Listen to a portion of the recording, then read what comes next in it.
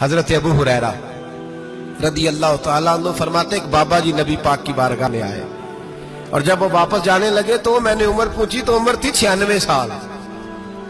عمر کتنی؟ 4 کم پورا 100 سال.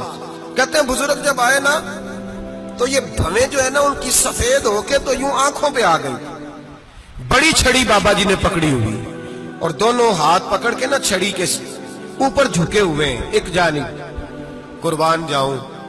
کہتے ہیں جب وہ بزرگ مسجد میں داخل ہوئے تو میرے رسول نے کھڑے ہو کے استقبال فرمایا, کھڑے ہو, اور نبی کریم صلی اللہ علیہ وسلم نے آگے بڑھ کے بابا جی کو بازو سے پکڑا اور بٹھایا. حضور بیٹھ گئے. کہا بزرگوں کیسے آئے ہو؟ تو کہتے ہیں وہ بابا جی بات کرتے تو آنکھ کھول کے پہلے حضور کا چہرہ دیکھتے, پھر وہ بات کرتے تو ان کے لب و لہجے کے اندر بڑی پریشانی, بڑی تکلیف, بڑی مایوسی. عرض کرنے لگے یا رسول اللہ, حضور زندگی ساری گناہوں میں بیت گئی ہے, حضور غلطیاں ہی غلطیاں, یاد ماضی عذاب ہے, یا رب چھین لے مجھ سے حافظہ میرا. اے اللہ کے رسول بڑی لمبی فہرست ہے, پاپ ہی پاپ ہے, کالے سیاہ دفتر ہے. یا رسول اللہ صلی اللہ علیہ وسلم جب پلٹ کے دیکھتا ہوں حضور مجھے نیکی دکھائی نہیں دیتی. حضور اس عمر میں آپ کا ایک صحابی ملا ہے, اس نے بات سمجھائی ہے تو تھوڑا خیال آیا ہے, لیکن یا رسول اللہ صلی اللہ علیہ وسلم اب میرا وجود بیکار ہو گیا ہے, حضور بوڑھا ہو گیا ہوں. توجہ ہے میری بات پر؟ 3 باتیں کہیں بزرگوں نے اور نرالی کہیں. کہنے لگے یا رسول اللہ صلی اللہ علیہ وسلم, حضور اب تو میری کمر بھی سیدھی نہیں ہوتی کہ میں نماز ہی صحیح ادا کر سکوں, بوڑھا ہو گیا ہوں. یا رسول اللہ صلی اللہ علیہ وسلم اب میرے اندر طاقت نہیں کہ میں محنت مزدوری کر کے صدقے اور خیرات دے سکوں. یا رسول اللہ صلی اللہ علیہ وسلم اب میں تلوار لے کے جہاد بھی نہیں کر سکتا. حضور نہ میں لمبی نمازیں پڑھ سکتا ہوں, آقا نہ میں صدقات و خیرات دے سکتا ہوں, محبوبہ نہ میں دین کے لیے کوئی جہاد کر سکتا ہوں. بیکار وجود ہے, بیکار.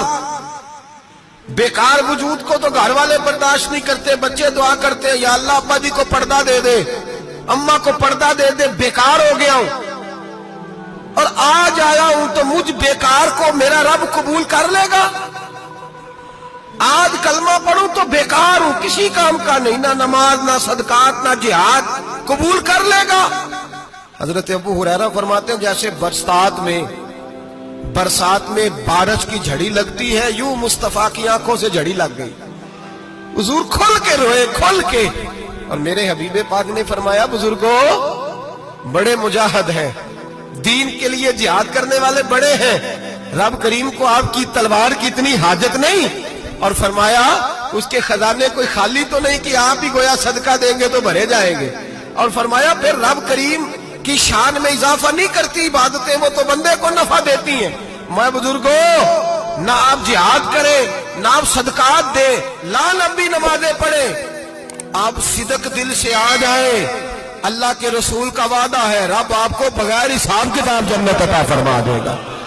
میرے نبی کریم علیہ السلام فرماتے ہیں جو بندہ توبہ کرنے والا تھا, اللہ کی بارگاہ میں آنے والا تھا, بار بار توبہ کرتا تھا, احساس رہتا تھا, اسے احساس تھا, آیا کرتا تھا, پھر بھی غلطیاں ہو گئی, قیامت کے دن رب کریم اپنے فضل کی چادر اس پہ ڈالے گا, فضل کی چادر ڈالے گا, اور رب کریم اس سے پوچھے گا یہ گناہ کیا تھا.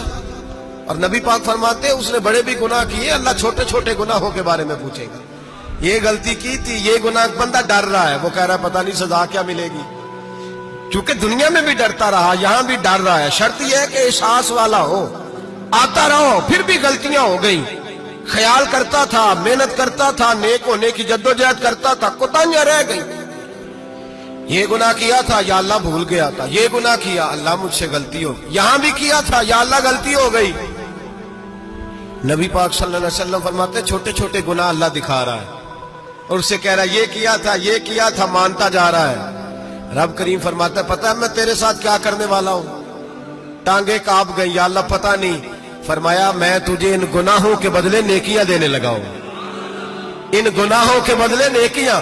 نبی پاک فرماتا ہے فٹافٹ ہی بول پڑا, کہنے لگا یا اللہ میں نے تو بڑے بڑے گناہ بھی کیے ہیں, اگر تو نے گناہوں کے بدلے نیکیاں دے دیا تو میرے تو بڑے بڑے پاپ بھی ہیں, وہ دوسرے کدھر ہیں.